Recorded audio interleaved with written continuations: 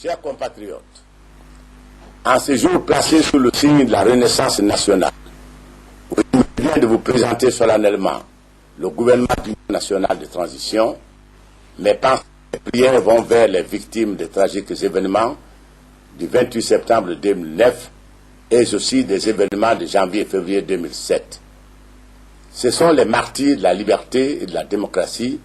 pour lesquels nous continuons aujourd'hui encore à nous battre pour honorer leur mémoire, pour que l'ultime sacrifice consenti par ses compatriotes fauchés par la mort et pour la plupart à la fleur de l'âge ne soit pas vain. Le 19 janvier dernier, le général Sekouba Konaté, président de la transition, président de la République par intérim, ministre de la Défense nationale,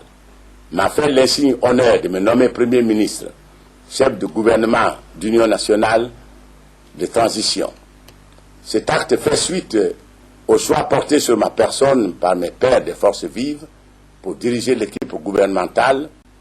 qui aura en charge de conduire notre pays rapidement aux élections. Ma nomination est aussi une des conséquences directes des accords de Ouagadougou signés le 15 janvier 2010 et qui ont permis de déterminer un nouveau programme et un calendrier de la transition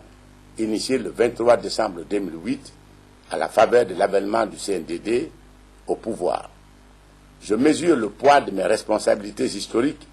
et sais que les Guinéens et nos partenaires attendent beaucoup des nouvelles autorités de la transition. Malgré tous les défis, je reste serein et confiant parce que je sais que je peux compter sur chacun et tous, et sais aussi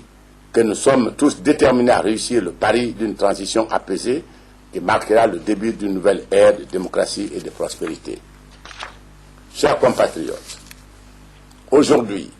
je suis à même de vous proposer une équipe d'hommes et de femmes qui, je l'espère, pourront combler vos attentes. Il a fallu du temps et de la patience pour la composer. Pour la première fois de notre histoire, il s'est agi de concilier plusieurs sensibilités, courants, un effort d'ouverture, de générosité, de tolérance qu'il a fallu consentir. Car le temps de la transition ne sera pas seulement celui des élections, mais aussi de la réconciliation entre Guinéens, pour qu'ils apprennent à vivre ensemble, à s'accepter mutuellement. Aussi, sur la base des accords de Ouagadougou, dans le gouvernement que je vous présente aujourd'hui, il a fallu tenir compte de tous les équilibres entre les différentes parties prenantes, CNDD, forces politiques et mouvements sociaux. Il permet d'avancer sur la voie que nous nous sommes tracés et de sortir de l'attentisme dans lequel notre pays avait commencé à s'installer. Je félicite les nouveaux promus et les engage, ainsi que leurs collaborateurs, à l'effort et au sacrifice qu'exige le devenir de la patrie. Chers compatriotes, je voudrais remercier le général Sekouba Konaté qui m'a facilité énormément la tâche en me témoignant une confiance utile et en m'accordant une liberté et une responsabilité totale dans le choix des hommes et des femmes. Cependant, s'il est établi, à un moment ou à un autre, que l'un des acteurs de cette transition est mêlé à un scandale financier, ou se trouverait dans le collimateur de la justice nationale ou internationale, notamment dans les tragiques événements du 28 septembre 2009, il est clair que nous en tirerons toutes les conséquences, étant entendu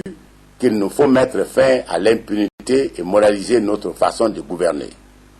Dans la même logique, si un ministre ne se montrait pas efficace